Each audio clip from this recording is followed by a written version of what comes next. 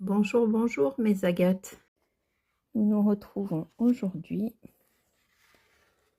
avec une nouvelle illustration pour la lecture du chapitre 9 du Petit Prince de Saint-Exupéry. Je crois qu'il profita, pour son évasion, d'une migration d'oiseaux sauvages. Au matin du départ, il mit sa planète bien en ordre. Il ramena soigneusement ses volcans en activité. Il possédait 2 volcans en activité, et c'était bien commode pour faire chauffer le petit déjeuner du matin. Il possédait aussi un volcan éteint, mais comme il disait, on ne sait jamais. Il ramena donc également le volcan éteint. S'ils sont bien ramonés, les volcans brûlent doucement et régulièrement sans éruption. Les éruptions volcaniques sont comme des feux de cheminée. Évidemment, sur notre Terre, nous sommes beaucoup trop petits pour ramoner nos volcans. C'est pourquoi ils nous causent des tas d'ennuis.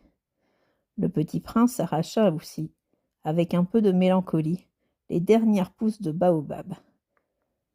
Il croyait ne jamais devoir revenir, mais tous ses travaux familiers lui parurent ce matin-là extrêmement doux.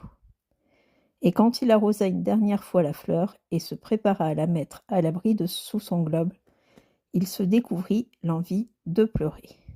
« Adieu, dit-il à la fleur. » Mais elle ne lui répondit pas. « Adieu, répéta-t-il. » La fleur toussa, mais ce n'était pas à cause de son rhume.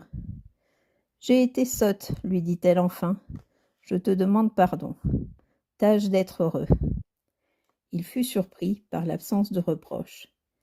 Il resta là, tout déconcerté, le globe en l'air. Il ne comprenait pas cette douceur d'âme. « Mais oui, je t'aime, lui dit la fleur. Tu n'en as rien su, par ma faute. Cela n'a aucune importance. Mais tu as été aussi sot que moi. Tâche d'être heureux. Laisse ce globe. Tranquille, je n'en peux plus. Mais le vent, je ne suis pas si enrhumée que ça. L'air frais de la nuit me fera du bien. Je suis une fleur. Mais les bêtes, il faut bien que je supporte 2 ou 3 chenilles, si je veux connaître les papillons. Il paraît que c'est tellement beau.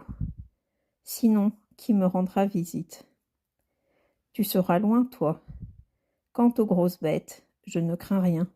J'ai mes griffes.